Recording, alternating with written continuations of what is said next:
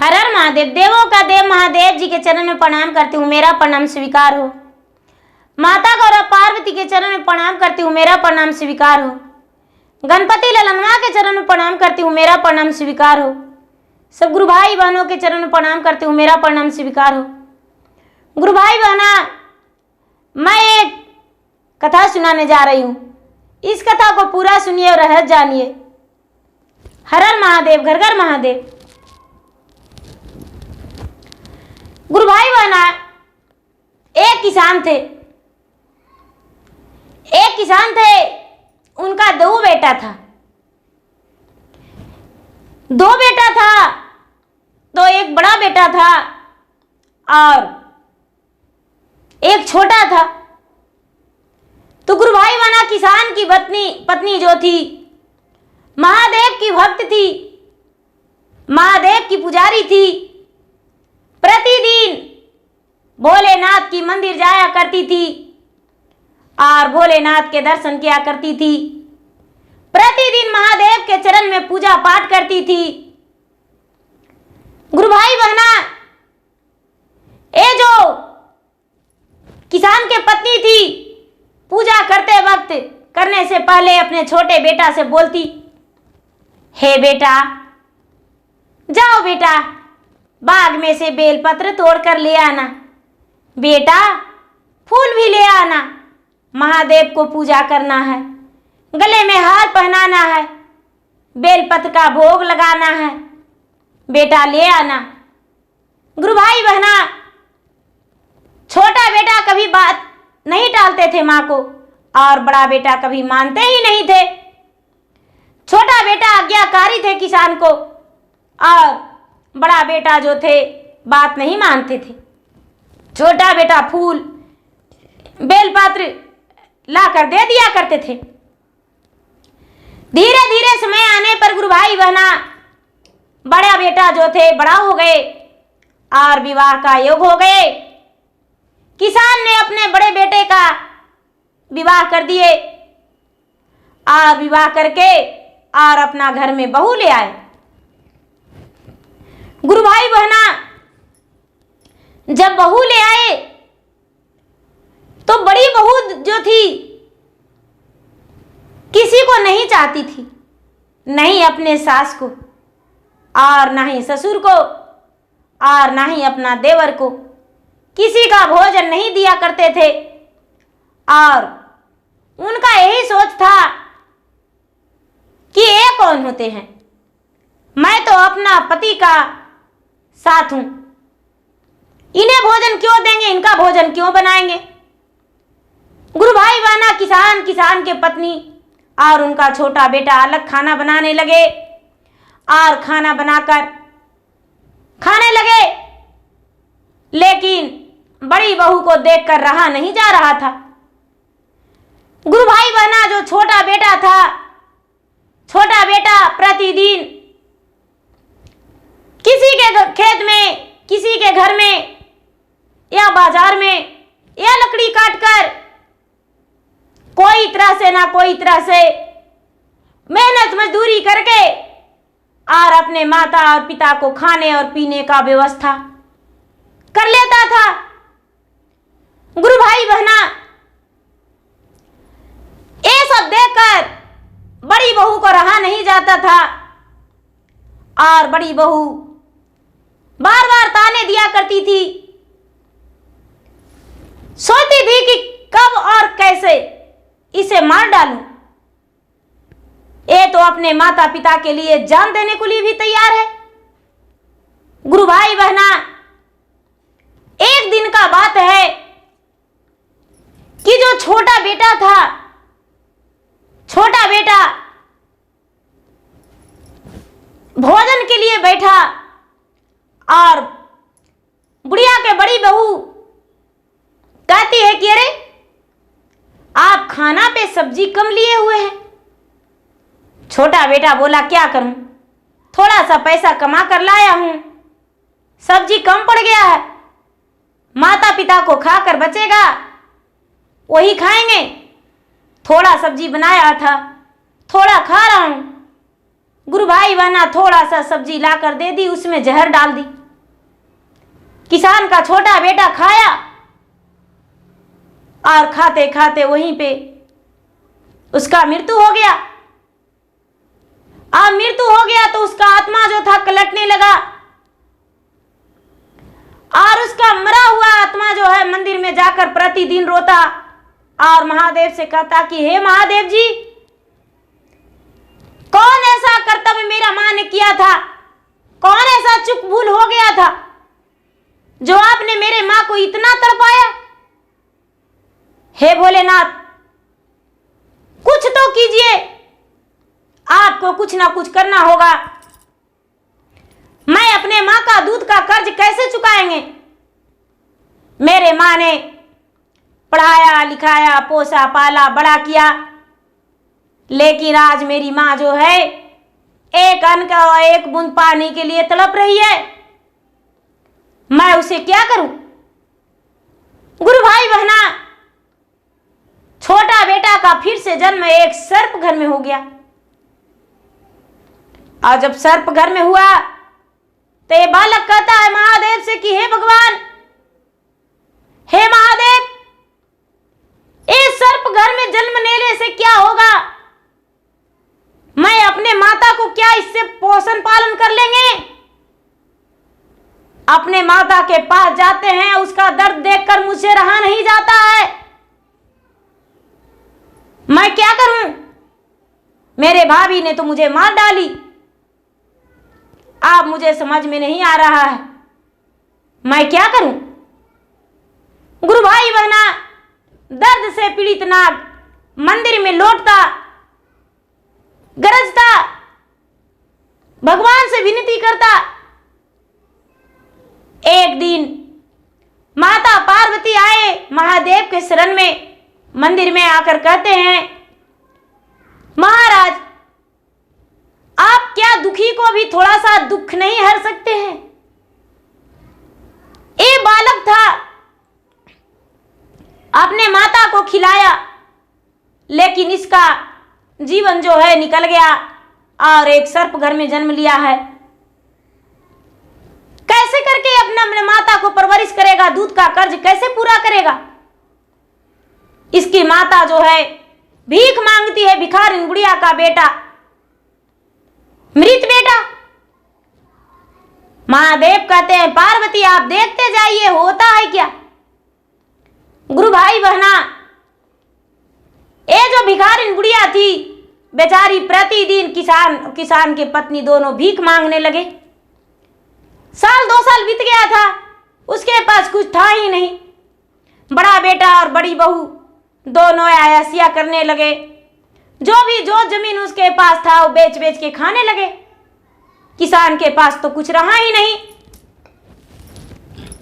गुरु भाई बहना, जब बेचकर खाने लगे और किसान की पत्नी भिखारिन बन गए। अबे ये जो नाग है इसे शंकर भगवान बोले, अरे हम तुम्हें कुछ देते हैं, वो अपने माता को दे देना। बोले महाराज ठीक है दीजिए। बोले तुम्हारा पोछ हम सोने का देते हैं, इसमें से ज्यादा नहीं, 1 इंची प्रतिदिन तुम्हारा मां काटकर यदि बाजार में बेच देगी तो खाने और पहनने और रहने से ज्यादा हो जाएगा। मां को बोलना कि मेरा पोछ काटकर और बाजार में बेच दे। गुरु भाई बहना हंसते सर्प गया और अंधा जो किसान के पत्नी दोनों भिखारिन थे, दोनों का आगे छेक कर और नाग भी हंसते बोला कि आप मेरे पोछ काटकर और बिक्री कर दीजिए, आपका खाने और पहनने का हो जाएगा। ओ भिखारन जो किसान की पत्नी दोनों थे वो कहते हैं कि अरे ये सर्प मेरे आगे आया और कहता मेरा पोछ काट लो, मुझे डांसा नहीं। उसका पोछ देखने लगे तो देखते हैं सोना का है। गुरु भाई बहना उसका पोछ छुए तो टूट गया। सर्प लौटकर महादेव का मंदिर चला गया और ये जो भिखारी थे दोनों चले गए शिव के मंदिर और शिव के मंदिर जाकर भगवान को नमस्कार किए और उसके बाद बाजार चले गए। सर्प चला गया शिव के मंदिर, भिखारी दोनों शिव के मंदिर से प्रणाम करके और बाजार चले गए। बाजार में जाकर सुनार के घर बेचे। जब सुनार के घर बेचे तो उनके कुछ पैसे हो गया। वो क्या किए कि अपना सबसे पहले वस्त्र लिए और भोजन का सामग्री लेकर घर लौटे। अब प्रतिदिन उनके घर वही सर्प आता, सोने का पूछ थोड़ी सी ए भिखारी तोड़ लेते, किसान और किसान की पत्नी और बाजार ले जाकर बेच देते। धीरे धीरे धीरे धीरे इनका घर में रुपया पैसा होने लगा। अब कोई प्रकार का कोई दुख नहीं, जहां तक कि अड़ोस पड़ोस के लोग के देकर खाते थे। अड़ोस पड़ोस के लोग, अगल बगल के लोग आते थे और इन्हें रसोई बना के दे देते थे तो उन्हें मुफ्त में थोड़ा अन्न दे दिया करते थे। अब वे दान पुण्य करने लगे, भीछा मांगने के बजाय दान पुण्य करने लगे।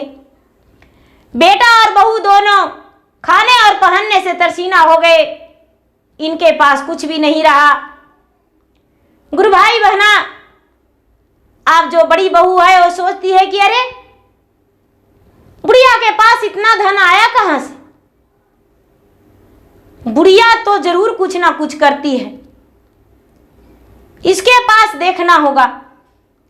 आप गुरु भाई बहना, जो बड़ी बहू है वो कहती है कि माता जी आपके पास लोग आते हैं और भोजन बनाकर जाते हैं, यदि हमें कहिएगा तो आपका कपड़ा भी धो देंगे, आपका घर में झाड़ू भी लगा देंगे, आपका चरण भी दबा देंगे और आपका सेवा करेंगे, आपका भोजन भी बना कर दे देंगे। मुझे एक बार मौका दे दीजिए। बेचारी किसान और किसान का पति दोनों, किसान और किसान की पत्नी दोनों बोले नहीं, हम तुम्हें अपना घर में कदम भी नहीं रखने देंगे। तूने पहले ही मेरा बेटा को जान ले लिया और फिर से तू मेरे घर आने के लिए तैयार हो। नहीं नहीं, मैं बिल्कुल ठीक हूं। गुरु भाई बहना धीरे धीरे धीरे धीरे प्रतिदिन आती थी और बिना कहे सुने भी बर्तन धोने लगी, झाड़ू लगाने लगी। किसान का पत्नी का दया आ गया और अपने पति से कहती है कि सुबह भुलाया और शाम को घर आ गया तो उसे भुला नहीं कहते है। तो बेटा और बहू दूसरे के घर मजूरी करने जाता है, इसे खाने और पहनने का तरस हो रहा है, इसे हम लोग जगह दे देते हैं, मेरे घर आएगा, भोजन बनाएगा और इसे भी खाने का दे देंगे। किसान नहीं बोल दिए, लेकिन किसान की पत्नी दयावान हाँ कह दी। गुरु भाई बहना, अब वो प्रतिदिन आती थी और भोजन बनाती थी और सास को खिलाती थी, चरण दबाती थी। एक दिन पूछी, 2 दिन पूछी, माता जी धन कहाँ से लाते हैं, इतना आपका तन पे गहना कहाँ से आ गया। गुरु भाई बहना धीरे धीरे धीरे धीरे 4-6 महीना वर्षों बीत गया, लेकिन बुढ़िया नहीं बताती थी। एक दिन का बात है कि वही सर्प आया और माँ माँ कह के आवाज दिया। बुढ़िया ने बोली, हाँ पुत्र ठीक है आ रहा हूं। बहू ने चुपचाप झांक के देख रही थी, जाके उसका पोंछ तोड़ी और नाग लौट कर चला गया। बुढ़िया ने एक कटोरी में दूध रख दिया करती थी, नाग पी लेता था और वापस लौट जाता था। गुरु भाई बहना,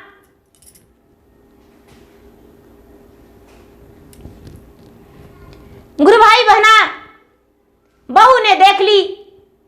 आप सोचती है कि अरे इस सोने का नाग आता है, थोड़ा सा ही बुढ़िया पूंछ तोड़ती है। कोई बात नहीं, आओ रे नाग आओ, हम देख लिए बुढ़िया का राज, सोने का सर्प आता है। गुरु भाई बहना, बुढ़िया बेचारी घर में ही थी और सर्प आया और मामा आवाज दिया। बहू कहती, माता जी आप बैठिए, हम काम कर देते हैं आपके बदले।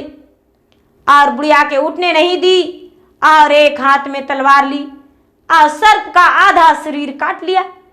अरे थोड़ी थोड़ी बुढ़िया पोंछ तोड़ती है, इतनी सी सोना में क्या होगा, आधा शरीर इसका काट के और बेच देंगे। गुरु भाई बहना, सर्प का शरीर से रक्त गिरने लगा, सर छटपट छटपटा के रह गया, वहीं पे मर गया सर्प।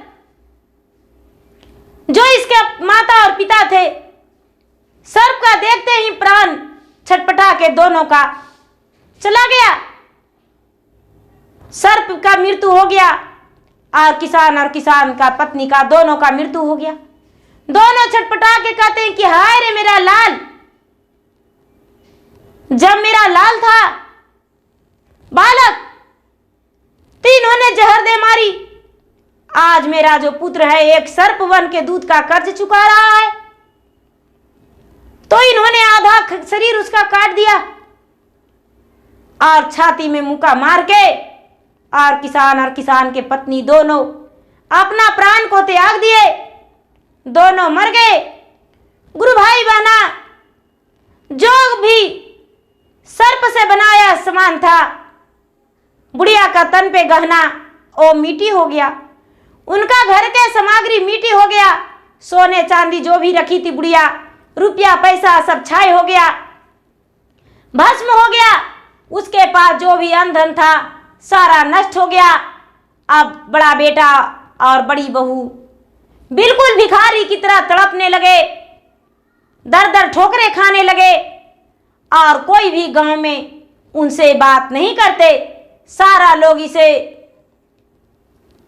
ठोकर देते, ताना मारते कि ये तो अपना सास और ससुर का मार डाली, अपना देवर का मार डाली, ये तो एक राक्षिनी है, जीता जागता राक्षिनी है, इससे बात हम लोगों का नहीं करना है।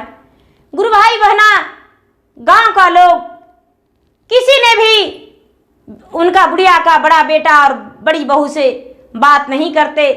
बड़ा भी बेटा जो थे वो अपने पत्नी से कहने लगे, मैंने तुम्हारा बातों पे आके सबको खो दिया, तूने अच्छा नहीं किया, यदि तुम्हारा बात पे नहीं रहते तो आज मेरा भाई भी मेरा आगे रहता और मेरे माता भी मेरे पिता भी, लेकिन मैं ही कर्महीन था कि सबको आज मैंने जीते जी अपना नजरों से दूर कर दिया। आज मेरा संसार में कुछ भी नहीं है और मैं अपने रोजी रोटी के लिए एक टुकड़े के लिए दर दर भटक रहा हूं।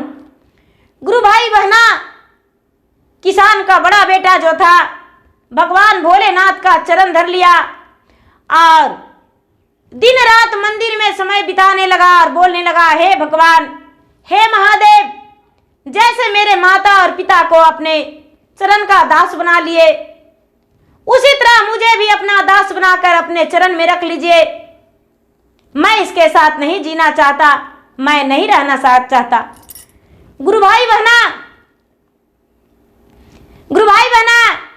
पत्नी जो थी, पत्नी दर दर ठोकरे खाने लगी, भीख मांगने लगी। इसका पति मंदिर में एक भगवान के पुजारी बन के मंदिर में ही बिताने लगे समय और मंदिर में ही अपना जीवन बिता दिए। तो गुरु भाई बहना, बुढ़िया का तो जीवन बीत गया। छोटा बेटा जो था दूध का कर्ज पूरा किया अपने माता का, लेकिन बहू ने जो किया वो फल पाया कि कमाने पर भी रोटी नहीं मिला। इसलिए गुरु भाई बहना, कभी किसी के साथ ऐसा व्यवहार नहीं करना चाहिए जैसे किसान के बड़ी बहू ने किया। हे भगवान भोलेनाथ, ऐसा बहू किसी को मत दीजिए, कि जो कि परिवार को देखना ही नहीं मांगे। बहू ऐसा हो जो सारा परिवार को इकट्ठा करके लेकर चले और सबको साथ में रहना सीखे और रहे। गुरु भाई बहना, मेरा वीडियो अच्छा लगे तो इसे लाइक कीजिए, शेयर कीजिए, सब्सक्राइब कीजिए। धन्यवाद। हर हर महादेव, घर घर महादेव।